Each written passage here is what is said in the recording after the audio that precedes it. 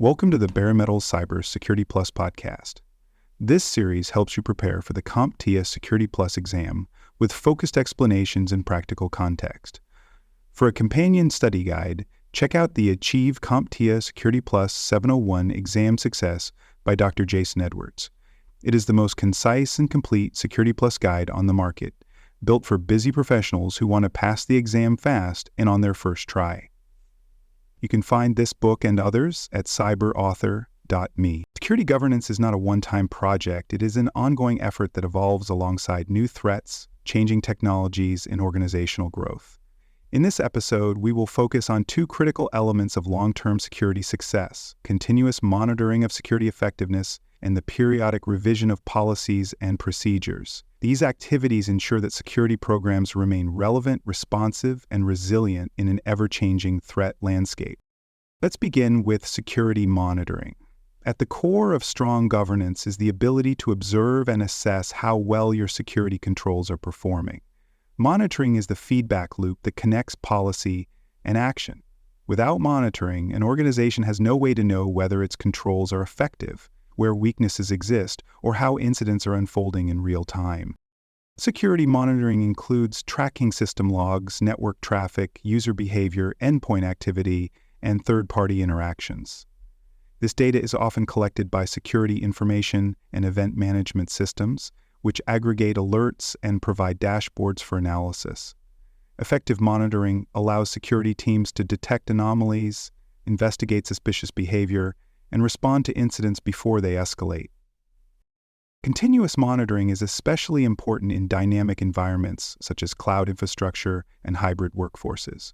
In these settings, assets and configurations change rapidly. New devices connect and disconnect. New users are onboarded remotely. Without constant oversight, misconfigurations, unauthorized access, or unpatched systems can go unnoticed for long periods. Continuous monitoring provides the visibility needed to identify and address issues as they arise.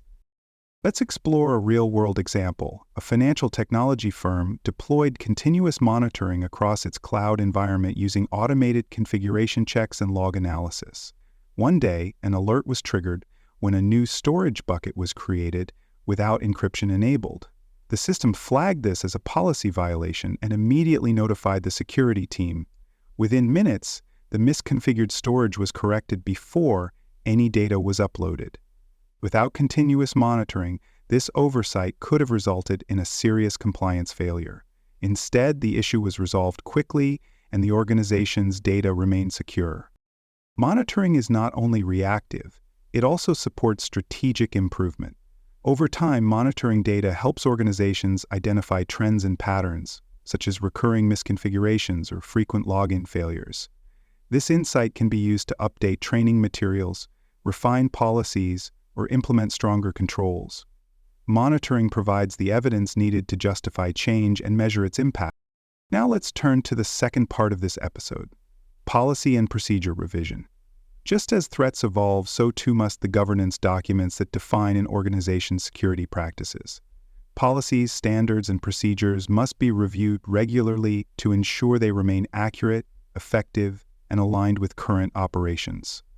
Outdated governance documents can lead to confusion, non-compliance, and security gaps. A typical revision cycle might include an annual review of all major policies and procedures.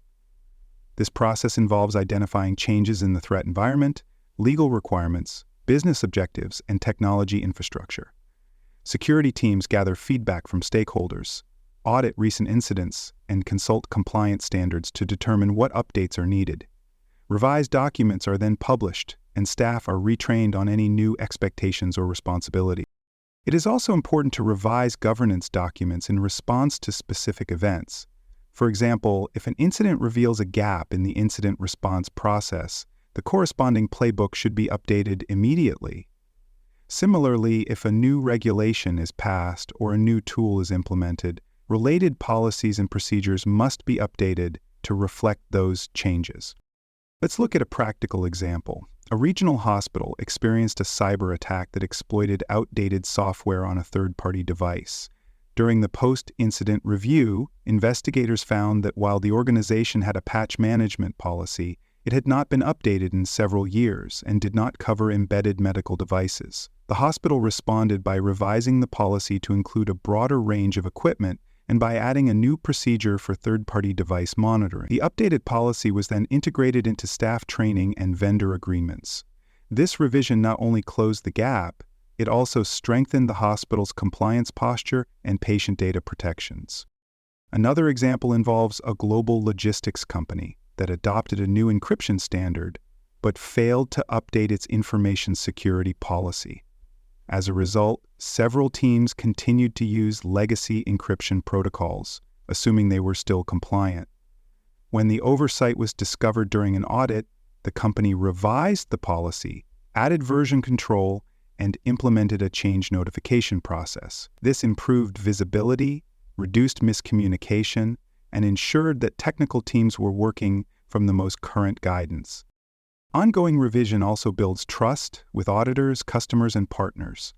When governance documents are regularly reviewed and clearly versioned, they demonstrate a commitment to due care and due diligence.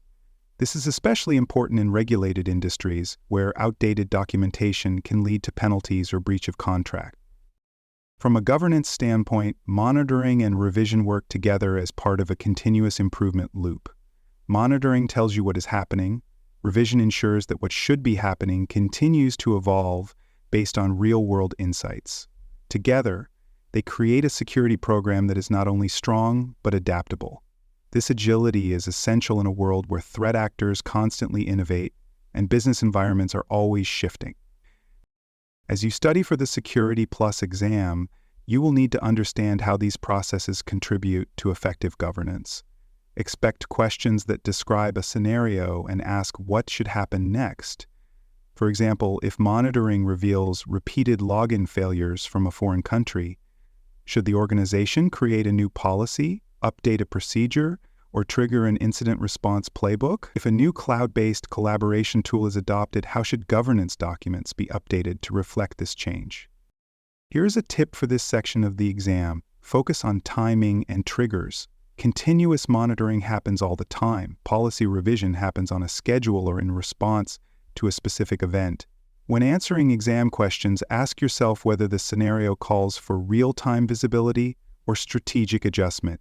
Understanding the difference will help you identify the right process and the correct governance response. Thanks for joining us for this episode of the Bare Metal Cybersecurity Plus podcast. For more episodes, tools, and study support, visit us at baremetalcyber.com. And before you take the test, make sure to check out the practice questions in the book Achieve CompTIA Security Plus SY0-701 Exam Success by Dr. Jason Edwards. They cover every domain and are a powerful way to lock in your knowledge.